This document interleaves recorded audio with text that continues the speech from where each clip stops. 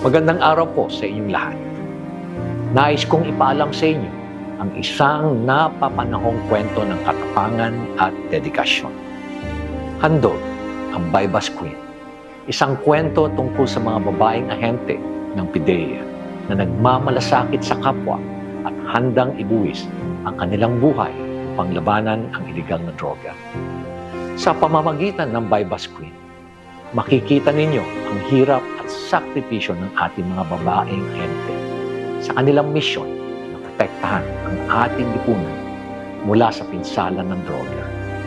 Nais ko ring ipaalam sa inyo na ako ay mismong na-assign din sa PIDEA, kaya't lubos ang aking pagpapahalaga sa mga babaeng ahente. Kaya't samahan ninyo kami sa paglalakbay sa mundo ng katapangan at pagmamalasakit.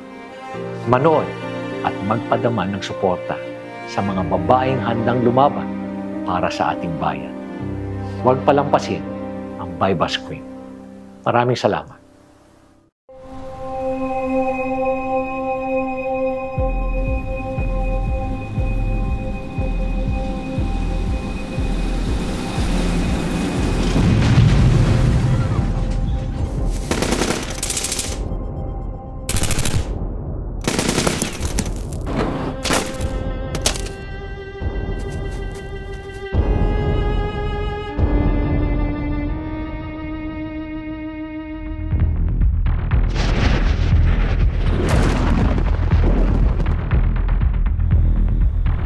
I am Agent Carlo Cabajo.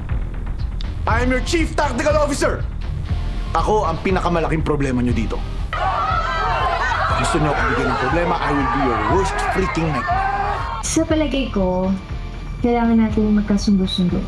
Kasi konti lang tayong mga girls kumpara sa mga lalaking trainees.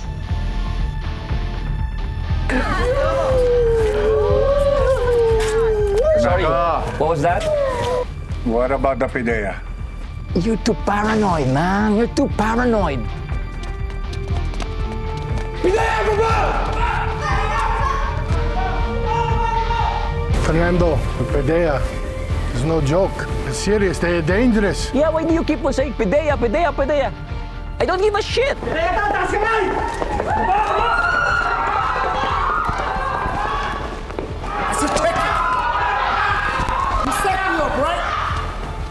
You've been in for it! Yes! Okay na! Tinik talaga sa lalamunan ko yung mga PIDEA na yan! Tak na!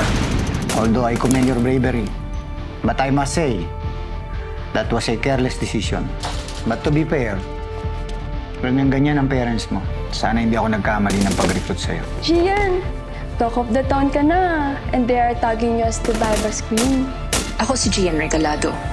Isa akong PIDEA agent. At bilang PIDEA agent, handa akong ibuwis ang aking buhay para sa aking tungkulin. Ang labanan ang paglaganap ng droga.